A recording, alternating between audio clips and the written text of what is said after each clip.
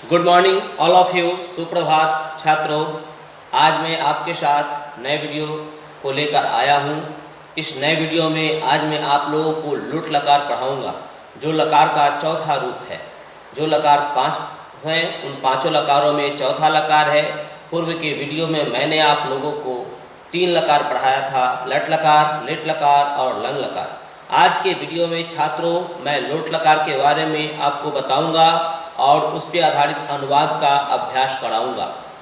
किंतु आज के इस वर्ग में लोट लकार के साथ साथ आपको मैं लट लकार, लिट लकार, लंग लकार और आज का जो लोट लकार है उन चारों लकारों पर आधारित अनुवाद का पुनरावृत्ति कराऊंगा, अनुवाद कार्य को कराऊंगा।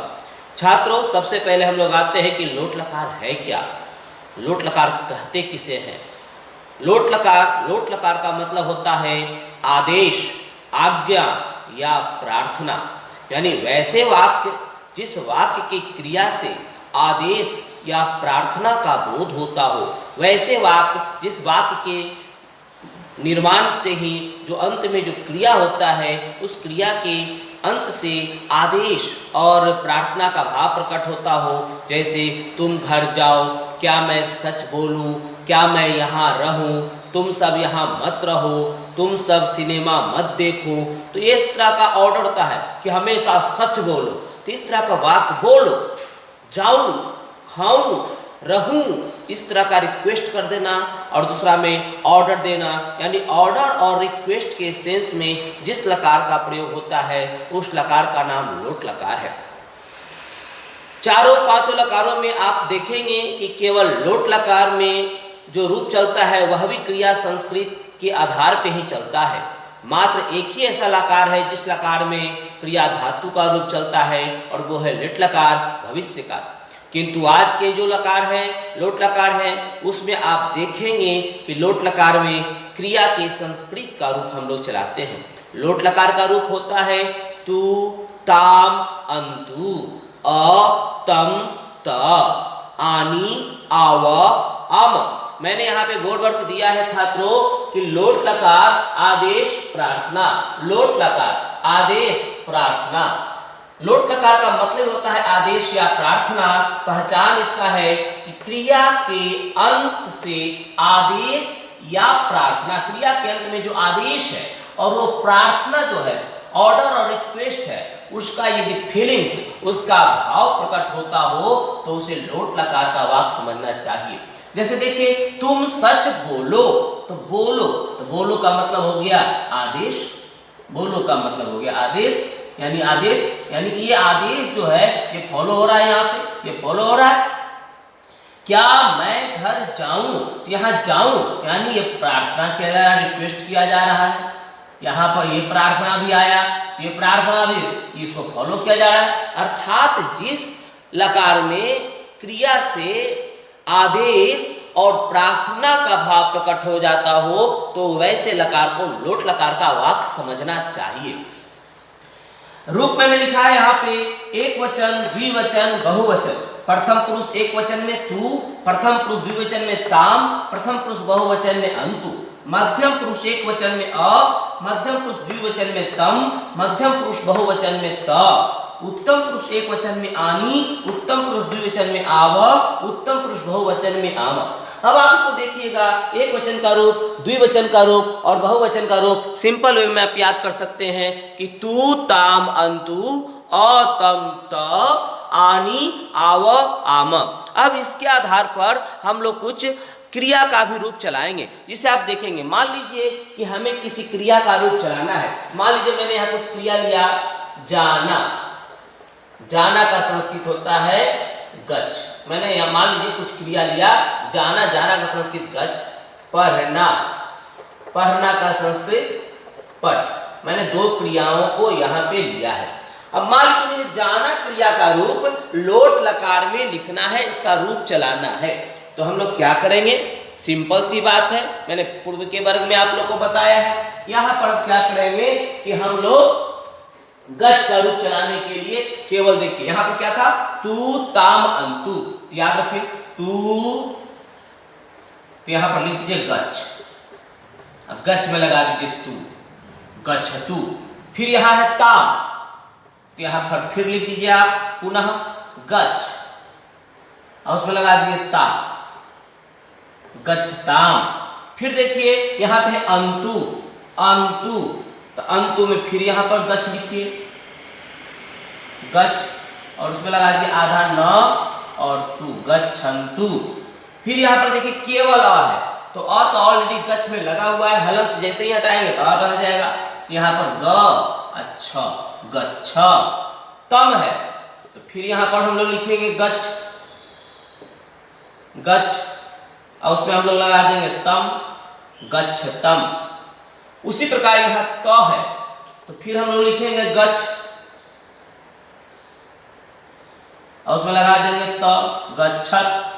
उसी प्रकार यहां आनी आव आम, मैं तीनों को मिटा देता हूं, आनी आव आम, आनी आव आम, तो हम तीनों जगह लिखते हैं गच्छ, गच्छ, गच्छ। यहां लगा देते हैं आनी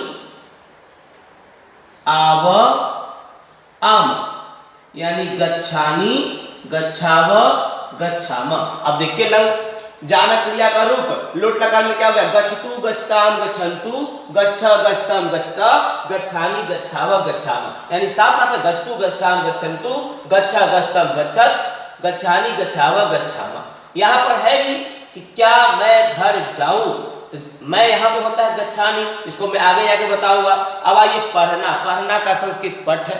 अब आपको रूप याद हो गया होगा कि तू ताम अंतु, अतम त, आनी आव आम। अब हम यहाँ पर क्या करते हैं, इसको मिटा देते हैं, सभी को मिटा देते हैं। अब मुझे पढ़ना का रूप लिखना है लोट लकार में, हम कुछ नहीं करेंगे, सभी जगह छात्रों पठ, पठ, पठ, पठ, पठ, पठ, पठ, पठ, पठ, लगा दिए। अब लोट लकार का रूप ऑलरेडी हमें याद है, तू ताम अंतु, अतम त, आनी आव आम, तो हमने लगा दिया तू ताम अंतु, अ ऑलरेडी लगा हुआ है, तम त, आनी आव आम। पढ़ दीजिए, पठतु, पठताम, पठन्तु, पठ, पठतम, पठत, पठानी, पठाव, पठाम। अब पठ का रूप हो गया कि पठतु, पठताम, पठन्तु, अब पठ, पठतम, पठत, पठानी, पठाव, पठाम। इस आधार से अन्य भी क्रियाओं का रूप आप जो है इसे लिखेंगे और अभ्यास करेंगे। अब देखते हैं कि इसके आधार पर हम लोग अनुवाद कार्य कैसे करते हैं। अब यहाँ पे आप लोग देखेंगे कि पूर्व की तरह मैंने लोट लकार में भी ये सारी चीज लिखा है, फिर पुनः मैंने लिखा है सह वह तू, तो वे दोनों ताम, ते वे सब अंतु, त्वम तुम अ, युवाम तुम दोनों तम, यूयम तुम सब त, अहम मैं आनी, अवाम हम दोनों आव, वयम हम सब आम। अब देखिएगा कि जैसे मैंने यहाँ पे लिखा है कि तुम पढ़ो, पढ़ो मतलब ऑर्डर है, तो तुम का संस्कृत देखिए, तुम का संस्कृत क्या होता है, त्वम। यहां पर मैंने लिख दिया त्वम। पढ़ो, तो देखो तो त्वम के सामने क्या लगा हुआ, अ, तो पढ़ना का संस्कृत पठ, हलंत हटा देंगे तो अ लग जाएगा, बन जाएगा त्वम पठ, त्वम पठ। क्या मैं घर जाऊं, क्या का मैंने अव्यय के क्लास में आपको लिखाया था, क्या का संस्कृत होता है किम। मैं, देखिए मैं का संस्कृत होता है अहम, मैंने फिर लिखा अहम। जाना का संस्कृत होता है गच्छ। देखिए अहम के सामने क्या लगा हुआ है, आनी, अहम के सामने क्या लगा हुआ, आनी, तो गच्छ में मैंने लगा दिया आनी, गच्छानी। क्या मैं जाऊं, किम अहम गच्छानी, तुम सब सच बोलो, तो तुम दोनों, तुम सब का संस्कृत यूयम, तो मैंने यहां लिख दिया यूयम। सच का संस्कृत होता है सत्यम, सत्य मैंने लिख दिया। बोलना का संस्कृत होता है वद, मैंने लिख दिया। अब देखिए कि यूयम के सामने क्या लगा हुआ भाई लोट लकार में, त, तो मैंने लिख दिया त, वदत, यूयम सत्यम वदत, यूयम सत्यम वदत। राम वहां मत खेलो, राम वहां मत खेलो, ऑर्डर दिया जा रहा है, तो राम का संस्कृत हो गया राम, राम एक संख्या है, वहां का संस्कृत हो गया तत्र, मत का संस्कृत हो गया माँ। इन सारे चीजों को जानने के लिए वहां मत किम, ये पीछे वाले सारे मेरे वीडियोज आपको ध्यान से देखने होंगे। यदि संस्कृत के वाक्य आपको बहुत अच्छे से पढ़ने हैं तो केवल एक वीडियो को देखने से काम नहीं चलेगा, पीछे के सारे वीडियोज को एक लेसन के माध्यम से आपको पढ़ना होगा। राम वहां मत खेलो, राम तत्र माँ, खेलना का संस्कृत होता है क्रीड। अब राम एक है, राम एक है तो यहां क्या हो गया क्रीडतु। रामः तत्र मा क्रीडतु, राम वहां मत खेलो। आप देखेंगे बोर्ड पे साफ साफ कि तुम पढ़ो तो त्वम पठा, मैं जाऊं तो किम अहम गच्छानि, तुम सब सच बोलो यूयम सत्यम वदता, राम वहां मत खेलो, रामः तत्र मा क्रीडतु। इस तरह के अनुवाद देखिएगा कि आपने लोट लकार में लिखा। कभी कभी बोलते हैं कि क्या मैं वहां खेलूं, क्या मैं वहां खेलूं। यहां पर कभी कभी मान लीजिए पांचवा वाक्य आपको मैं देता हूं, यहां पे आप मां से पिता से किसे पूछते हैं कि क्या हम सब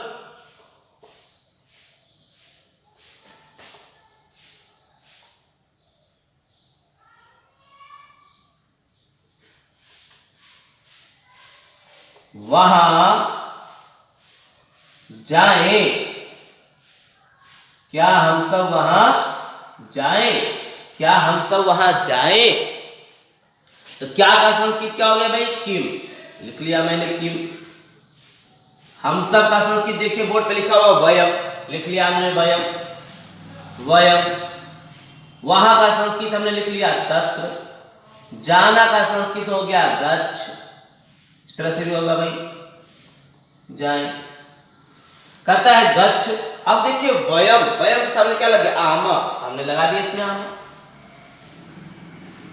किम वयम तत्र गच्छाम, प्रश्नवाचक चिन्ह हो जाएगा यहाँ पे, किम वयम तत्र गच्छाम।